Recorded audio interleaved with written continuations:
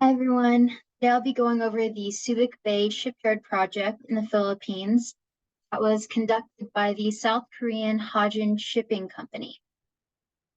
So first I'll go over the project location and history, its primary stakeholders, and finally the EIS and socioeconomic perception survey that was conducted. The Subic Bay Shipyard is located on Luzon Island, Philippines, about 100 miles away from Manila, the capital. The shipyard was originally established during Spanish colonization, so it's been around a very long time. There's a lot of scuffle between Americans taking it for a brief time, the Japanese during World War II, and then eventually the US again, who used it a lot during the Vietnam War. And then in 1979, the Philippines claimed sovereignty over the land. And then a volcano erupted, and there was a ton of ash everywhere, which led to its closure for a while. Eventually, it became a free port zone, modeled after places like Singapore and Hong Kong. And it attracted a lot of international investors, including the Hajin Heavy Industries and Construction Company, or HHIC. So HHIC established a $1 billion 1,300-acre factory on the west side of the bay in 2006, becoming the world's fourth largest shipbuilding plant. And in 2019, they actually filed for the largest bankruptcy in the Philippines.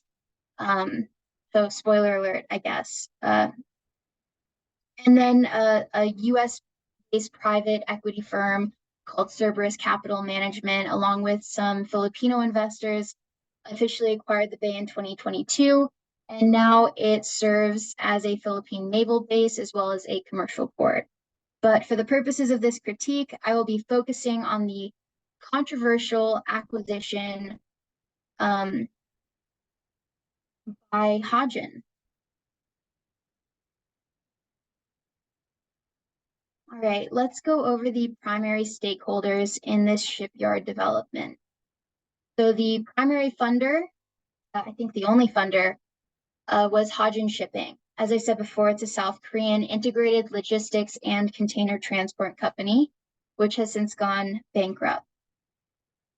The governing organization in this project would be the Department of Environment and Natural Resources. So the Philippines has an environmental impact statement system that was established in 1978, and it requires all government and private projects that affect the environment to prepare an assessment of potential impacts. And specifically, the Environmental Management Bureau within the DNR is the agency that implements this EIS process. And they base their reviews off of three main criteria, including environmental considerations implemented into project planning, the assessment, whether it's technically sound, and whether the proposed mitigation measures are effective, and finally, if there's social acceptability for the project. There are 3 sitios or villages in the impacted area, and according to the EIS, there are 477 impacted households. I thought this would be a very important stakeholder to include, and you'll see why in a bit. And now I'll go over the actual EIS and that accompanying social impact assessment. The project was conducted in 2005 by Hajin Heavy Industries and Construction. The proposed project was a state-of-the-art shipbuilding facility estimated to build 18 large ocean-going ships a year, like the kind that carry those huge shipping containers. The estimated environmental impacts included extensive construction activities, while the social impacts included employment opportunities as well as displacement. The EIS did not identify project alternatives. It instead stated that the state-of-the-art facilities are likely to be environmentally friendly. The EIS included a socioeconomic and perception survey, which used a couple of different public participation methods, including an awareness and perception survey, community meetings, focus group discussions, interviews with community leaders, and mapping of socio-political influences, which seems all pretty I don't know, pretty involved, pretty intense. However, the results of their survey showed that a majority of the community was in favor of the project, but it was primarily due to the promise of future economic prosperity.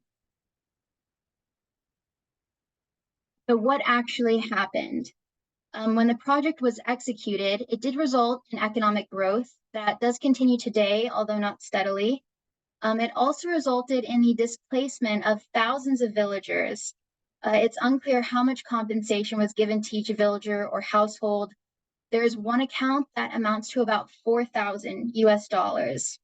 Additionally, some villagers were considered encroachers, and these people were not compensated when displaced. As a result, the community formed an organization to protest the project, but by then it was too late.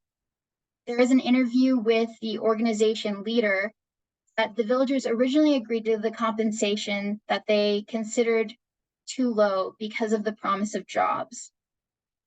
The displacement also caused an increase in public health issues like malaria. It worsened fisheries in the area, and people were displaced to lower value land that didn't grow crops and wasn't as conveniently accessible to the shore where some people worked. And that's all I have for my project. I look forward to writing up the full critique, and thank you for listening.